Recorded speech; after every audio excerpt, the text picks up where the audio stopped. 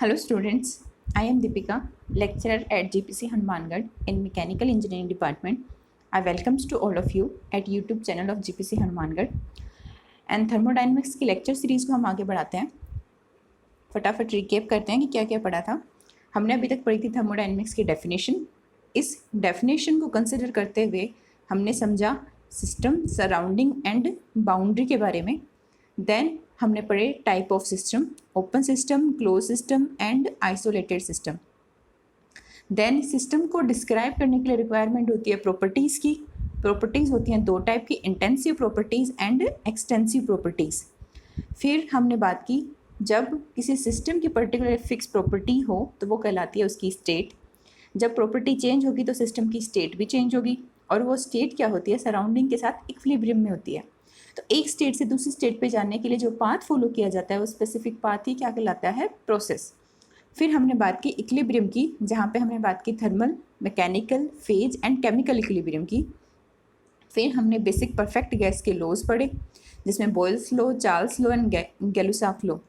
जैसे मैंने बताया कि कोई भी प्रोसेस लो उसमें ये तीनों ही वैलिड होंगे। तो हमने जिसमें बात की प्रोसेस, जिसमें isobaric, isothermal, isochoric and isentropic, जिसमें बताया कि कौन कौन सी प्रॉपर्टी कांस्टेंट होती है। आइसोबारिक के अंदर प्रेशर कांस्टेंट रहता है, आइसोथर्मल के अंदर टेम्परेचर कांस्टेंट रहेगा, आइसोकोरिक के अंदर वॉल्यूम कांस्टेंट रहेगा, आइसेंट्रोपिक के अंदर एंट्रोपी कांस्टेंट रहेगी। जहाँ पर प्रेशर कांस्टेंट है वहाँ पर वॉल्यूम और टेम्परेचर के बीच में क्या रिलेशन होगा, वॉल्यूम और टेम्परेचर दोनों एक दूसरे के डायरेक्टली प्रोपोर्शनल होंगे। अगर वॉल्यूम बढ़ेगा तो टेम्परेचर भी बढ़ेगा, अगर वॉल्यूम कम होगा तो टेम्परेचर भी कम होगा। हर एक प्रोसेस के लिए हमें इसी रिस्पेक्ट में बात करनी है, प्रेशर, वॉल्यूम और टेम्परेचर के रिस्पेक्ट में। आइसोबारिक यानी प्रेशर कांस्टेंट, और वॉल्यूम बढ़ेगा तो टेम्परेचर भी इंक्रीज़ करेगा, और वॉल्यूम डिक्रीज़ करेगा तो टेम्परेचर भी डिक्रीज़ होगा। नेक्स्ट है आइसोकोरिक। आइसोकोरिक जिसके लिए वॉल्यूम कांस्टेंट हो, तो वॉल्यूम कांस्टेंट होगा तो प्रेशर और टेम्परेचर डायरेक्टली प्रोपोर्शनल होंगे। प्रेशर की वैल्यू बढ़ाएंगे तो टेम्परेचर की वैल्यू भी बढ़ेगी, और प्रेशर की वैल्यू अगर कम करेंगे तो टेम्परेचर की वैल्यू भी कम होगी। नेक्स्ट प्रोसेस है आइसोथर्मल। आइसोथर्मल मीन्स जिसके लिए टेम्परेचर कांस्टेंट हो। अगर किसी प्रोसेस के लिए टेम्परेचर कांस्टेंट है तो उसका प्रेशर और वॉल्यूम का रिलेशन रेसिप्रोकल का होगा, यानी प्रेशर बढ़ेगा तो वॉल्यूम कम होगा, और प्रेशर अगर कम होगा तो वॉल्यूम बढ़ेगा। फिर हमने बात की तीन टाइप के प्रोसेस की, साइक्लिक, रिवर्सिबल एंड इरिवर्सिबल। हमें इसी टॉपिक को अब आगे बढ़ाना है। हमने बात की प्रोसेस में साइक्लिक प्रोसेस। साइक्लिक प्रोसेस वो होते हैं जब बहुत सारे प्रोसेस के गुजरने के बाद फर्स्ट स्टेट और फाइनल स्टेट दोनों एक ही जगह पे मिले, यानी जिस स्टेट से शुरू किया था वो पाथ से अलग अलग घूम घूम के वापस उसी पे आ जाए, तो उसको हम बोलते हैं साइक्लिक प्रोसेस।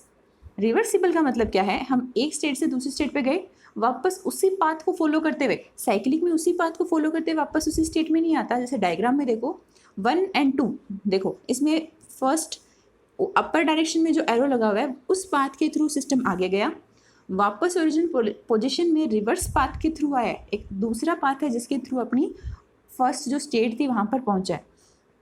रिवर्सिबल में क्या होता है कि कोई सिस्टम जिसकी एक फिक्स स्टेट है वो एक प्रोसेस के थ्रू आगे गया और उसी प्रोसेस के थ्रू रिटर्न होकर वापस अपनी ओरिजिनल स्टेट में आ जाता है, तो उस प्रोसेस को बोलते हैं रिवर्सिबल प्रोसेस। यानी ना तो सिस्टम की प्रॉपर्टी चेंज हो ना ही सराउंडिंग की प्रॉपर्टी चेंज हो, उसको बोलेंगे रिवर्सिबल प्रोसेस। इरिवर्सिबल प्रोसेस में क्या होता है, एक प्रोसेस जिसके अंदर सिस्टम और सराउंडिंग दोनों ही अपनी ओरिजिनल कंडीशन में नहीं आ पाते, उनमें कुछ ना कुछ प्रॉपर्टीज़ में चेंज हो जाता है, उनको बोलते हैं इरिवर्सिबल प्रोसेस। एक्चुअल जितने भी प्रोसेस होते हैं वो सारे इरिवर्सिबल होते हैं। आइडियली हम मान के चलते हैं कि ये प्रोसेस रिवर्सिबल है। अब हम डिटेल से बात करते हैं रिवर्सिबल साइकिल के बारे में। कुछ वर्ड्स हैं जो ध्यान रखने हैं। केवल लिखा हुआ आए प्रोसेस तो उसका मतलब है एक ही प्रोसेस की वहाँ बात हो रही है। साइकिल यानी वहाँ पर इनिशियल स्टेट और फाइनल स्टेट सेम है और बीच में बहुत सारे प्रोसेस है। हमने रिवर्सिबल प्रोसेस की बात की, तो रिवर्सिबल प्रोसेस मतलब एक ही प्रोसेस है, जिस प्रोसेस से वो आगे गया उसी प्रोसेस से वो वापस पीछे आ गया। रिवर्सिबल साइकिल में क्या होगा, एक साइकिल है जिसमें बहुत सारे प्रोसेस को फॉलो किया जा रहा है, उन प्रोसेस से जाते हुए वापस वो फाइनल अपने इनिशियल स्टेट में आ जाए। फॉर एग्जाम्पल ये डायग्राम देखो यहाँ पे, जिसमें एक प्रोसेस है 1, ठीक है, दूसरा प्रोसेस है 2, नीचे वाला 3rd एंड 4th। ये ऊपर वाला जो रेड एरो है ये फर्स्ट इसकी इनिशियल स्टेट है, यहाँ से वो सेकेंड स्टेट पे पहुँचा रेड एरो प्रोसेस 1 के द्वारा, फिर 2 से वापस नीचे की साइड देखो ये एरो जा रहा है, तो यहाँ पर स्टेट मान ली हमने 3, तो ये स्टेट 3 पर पहुँचा 2 नंबर प्रोसेस के द्वारा, फिर स्टेट 3 से ये 4 नंबर स्टेट पे पहुँचा 3 नंबर प्रोसेस के द्वारा, फिर 4 नंबर प्रोसेस के द्वारा वापस ओरिजिनल स्टेट में पहुँच गए। यानी यहाँ पर अगर ये रिवर्सिबल प्रोसेस बोलते ना केवल, तो इसमें एक प्रोसेस को उठाना था। फॉर एग्जांपल हमने ऊपर वाली जो रेड एरो है इसको एक प्रोसेस मानते हैं, ठीक है। तो ये जो सिस्टम होगा वो इस रेड एरो के थ्रू पॉइंट 1 से पॉइंट 2 पे पहुंच जाएगा। इसको जब हम रिवर्स करेंगे यानी वापस प्रोसेस 1 को ही फॉलो करते हुए तो वापस 2 से 1 पे आ जाए, तो वो कहलाता है रिवर्सिबल प्रोसेस। यहाँ पे बात कर रहे हैं रिवर्सिबल साइकिल की। तो रिवर्सिबल साइकिल को कैसे कहेंगे कि ये साइकिल है एक और ये रिवर्सिबल है। उसके लिए कुछ कंडीशंस हैं। Condition number 1, there should not be any loss of heat due to friction, radiation और कंडक्शन। कोई भी साइकिल जिसके अंदर सारे प्रोसेस से गुजरने पे कोई फ्रिक्शन लॉस ना हो, कोई रेडिएशन की वजह से लॉस ना हो, कोई कंडक्शन की वजह से लॉस ना हो। ये चीज़ पढ़ी है हमने हीट ट्रांसफ़र के अंदर की कोई भी बॉडी का फिक्स कुछ टेम्परेचर है तो उससे हीट किस फॉर्म में ट्रांसफ़र होती है, एक होती कंडक्शन, कन्वेक्शन एंड रेडिएशन, ठीक है। तो यहाँ पे ये कहा गया कि उससे ना ही तो कोई हीट लॉस हो रही हो, ना ही फ्रिक्शन के अंदर एनर्जी जा रही हो। सेकंड है heat pump operates reversed cycle and regarded as a refrigerator because it pump heat from the cold body to the hot body। Basically जो इंजन्स होते हैं, ठीक है, थर्मोडाइनमिक्स में आगे पढ़ेंगे अपन हीट इंजन और हीट पंप। तो हीट इंजन होता है उसकी एक फिक्स वर्किंग होती है, उस वर्किंग को अगर हम रिवर्स कर दें तो हमारे पास आता है हीट पंप। यानी हीट पंप क्या हो गया, एक रिवर्स साइकिल हो गया ना, रिवर्स साइकिल हो गया। क्यों? क्योंकि हीट इंजन जिस पे काम कर रहा है उसकी वर्किंग को जस्ट अपोजिट करने पे कौन सा मिल रहा है हमें, हीट पंप। और हीट इंजन तो क्या करता है, वर्क को प्रोड्यूस करता है। हीट पंप क्या काम करता है, टेम्परेचर बिलो करने के लिए काम में आता है, क्योंकि वहाँ पे वर्क इनपुट देना पड़ेगा और हीट जो है वो लो टेम्परेचर से हाई टेम्परेचर की तरफ ट्रांसफ़र करवाते हैं, इसलिए हीट पंप वर्क करता है एज ए रेफ्रिजरेटर। फिलहाल के लिए इतना ही याद रखो, आगे हम डिटेल से समझेंगे इस पॉइंट को। हीट पंप हीट इंजन का रिवर्स्ड होता है। Next, constant volume, constant pressure, constant temperature, adiabatic, polytropic, all are reversible process, ठीक है। तो रिवर्सिबल साइकिल होने के लिए जितने भी प्रोसेस हैं वो सारे रिवर्सिबल होने चाहिए, उसके अंदर कोई फ्रिक्शन, रेडिएशन और कंडक्शन में लॉस नहीं होना चाहिए। तो ये होगी डेफिनेशन किसकी, रिवर्सिबल साइकिल के लिए। रिवर्सिबल प्रोसेस के लिए हम डेफिनेशन पहले ही पढ़ चुके हैं, ठीक है। Reversible cycle, the initial conditions are restored at the end of the cycle. Basically meaning यही है कि वो बहुत सारे प्रोसेस से गुजरे और इनिशियल प्रोसेस पे आए तो उसकी सेम प्रॉपर्टी मिल जाए हमें, सिस्टम और सराउंडिंग की कोई भी प्रॉपर्टी में चेंज ना हो, कोई भी इफेक्ट ना आए, तो उसको बोलते हैं रिवर्सिबल साइकिल। नेक्स्ट बात करते हैं इरिवर्सिबल साइकिल की। In it initial conditions are not restored at the end of the cycle. जहाँ प्रोसेस वर्ड था उसको रिप्लेस करके हमें अब क्या यूज़ करना है, सिर्फ साइकिल वर्ड यूज़ करना है। तो क्या बोला गया, in it initial conditions are not restored at the end of the cycle. यानी साइकिल के एंड में जो उसकी इनिशियल कंडीशंस थी वो हम रीस्टोर नहीं कर पाते, ठीक है। There is a loss of heat due to friction, radiation and conduction and convection. Basically यहाँ पर क्या होगा, जो एनर्जी थी उसका लॉस हो जाता है, इसलिए सिस्टम अपनी ओरिजिनल कंडीशन में वापस नहीं पहुँच पाता है, उसको बोलते हैं रिवर्सिबल साइकिल। अब क्या क्या रीजंस होते हैं किसी सिस्टम के इरिवर्सिबल होने के। बेसिकली जितने भी सिस्टम हैं वो सारे के सारे क्या होते हैं, प्रैक्टिकल और रियल लाइफ वाले सिस्टम इरिवर्सिबल साइकिल्स होती हैं सारी की सारी। और आइडियली अगर किसी को कंसिडर करें तो उसको कंसिडर करते हैं हम as a reversible cycle.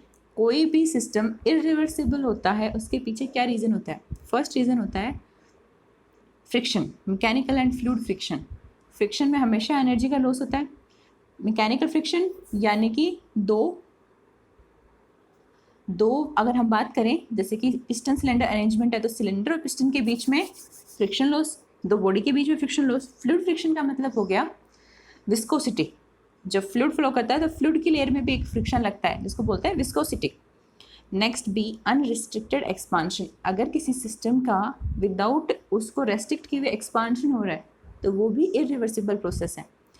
Third point, heat transfer with temperature difference. अगर दो बॉडी जिसका एक टेम्परेचर T2 एक टेम्परेचर T1 है तो दोनों के बीच में क्या होता है, हीट ट्रांसफर होता है। और वो हीट ट्रांसफ़र अगर टेम्परेचर डिफरेंस अगर है, फॉर एग्जांपल हमारा सिस्टम कुछ टेम्परेचर पे रखा है और सराउंडिंग का टेम्परेचर कुछ है, तो दोनों के बीच में टेम्परेचर डिफरेंस है, इसकी वजह से सिस्टम की एनर्जी वहाँ पे लॉस हो जाएगी। टेम्परेचर डिफरेंस की वजह से हीट ट्रांसफ़र होगी और एनर्जी का लॉस हो जाएगा और सिस्टम बन जाएगा इरिवर्सिबल प्रोसेस या irreversible cycle. Next, throttling is a irreversible process. आगे हम पढ़ेंगे एक थ्रोटलिंग प्रोसेस भी होता है।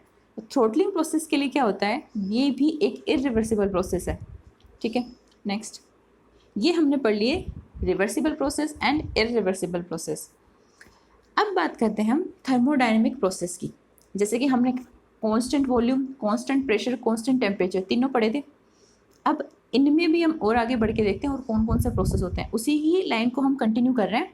Constant pressure, constant temperature, constant volume के अलावा एक प्रोसेस होता है एडियाबैटिक प्रोसेस। वो तीनों जो प्रोसेस थे वो बेस्ड थे प्रेशर, टेम्परेचर और वॉल्यूम पे। नेक्स्ट हम बात करते हैं एडियाबैटिक प्रोसेस की। तो मैंने बताया था कि एनर्जी का ट्रांसफ़र दो फॉर्म में होता है, हीट या फिर वर्क। तो एडियाबैटिक वो प्रोसेस होते हैं, a process that has no heat transfer into or out of the system. It can be considered as to be perfectly insulated. Adiabatic process करवाने के लिए हम क्या मानते हैं कि किसी सिस्टम को हमने इंसुलेट कर दिया। इंसुलेट करने का मतलब क्या होता है, एक मटेरियल होता है इंसुलेटर, जिसकी हेल्प से क्या होता है हम हीट ट्रांसफ़र को कम करते हैं। हीट ट्रांसफ़र को कम क्या, ज़ीरो करते हैं इंसुलेशन की वजह से। तो क्या होगा, एक सिस्टम उसे चारों तरफ इंसुलेशन लगा दिया। अब क्या होगा, सिस्टम और सराउंडिंग के बीच में हीट का ट्रांसफ़र नहीं होगा। दोनों में टेम्परेचर डिफरेंस है तो भी हीट का ट्रांसफ़र नहीं होगा। वो प्रोसेस कहलाता है एडियाबैटिक प्रोसेस। वो प्रोसेस जिसमें सिस्टम के अंदर ना तो हीट आती है ना सिस्टम से बाहर हीट जाती है, उसको बोलते हैं एडियाबैटिक प्रोसेस। नेक्स्ट है आइसेंट्रोपिक प्रोसेस। आइसेंट्रोपिक यानी, आइसेंट्रोपिक का मतलब जिसमें एंट्रोपी कांस्टेंट रहे। दूसरा एक वर्ड और बताती हूँ इसके लिए। आइसेंट्रोपिक प्रोसेस कौन सा होता है, रिवर्सिबल एडियाबैटिक प्रोसेस।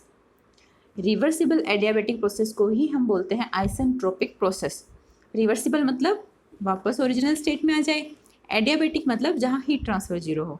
तो आइसेंट्रोपिक प्रोसेस को हम लिख सकते हैं रिवर्सिबल एडियाबैटिक प्रोसेस। आगे और भी पढ़ेंगे इसके बारे में। फिर है पॉलीट्रोपिक प्रोसेस।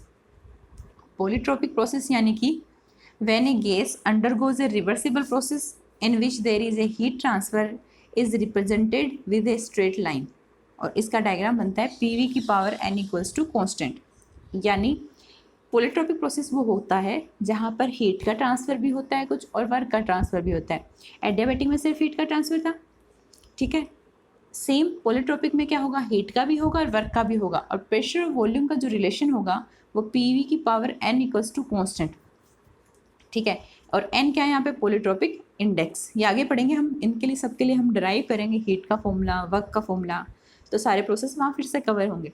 नेक्स्ट है थ्रोटलिंग प्रोसेस। थ्रोटलिंग प्रोसेस वो होता है जिसके लिए एंथैल्पी कांस्टेंट रहे, ठीक है। एंथैल्पी कांस्टेंट रहे यानी कि आइसेंथैल्पिक प्रोसेस होता है थ्रोटलिंग प्रोसेस।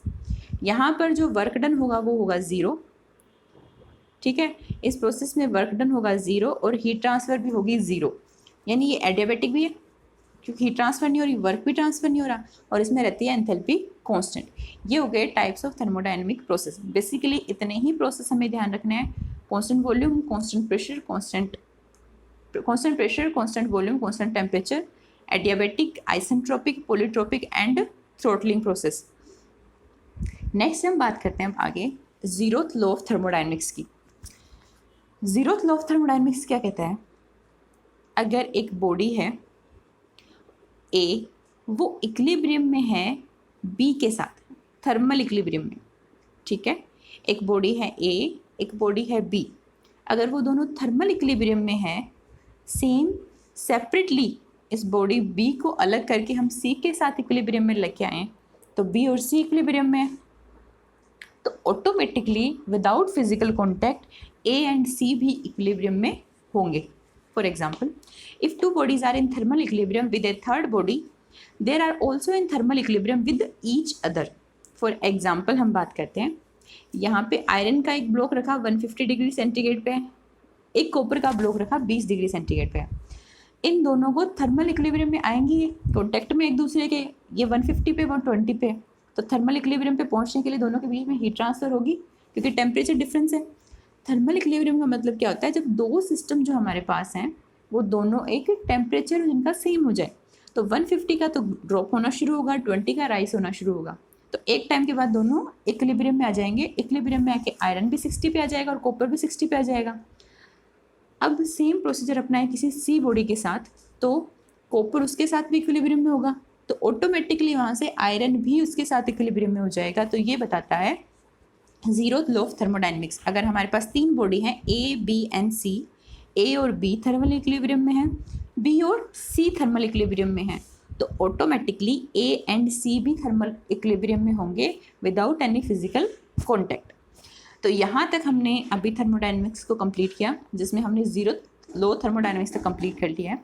नेक्स्ट क्लास से हम शुरुआत करेंगे हीट एंड वर्क। पहले पढ़ेंगे first law of thermodynamics, then we will proceed further in heat and work. Thank you.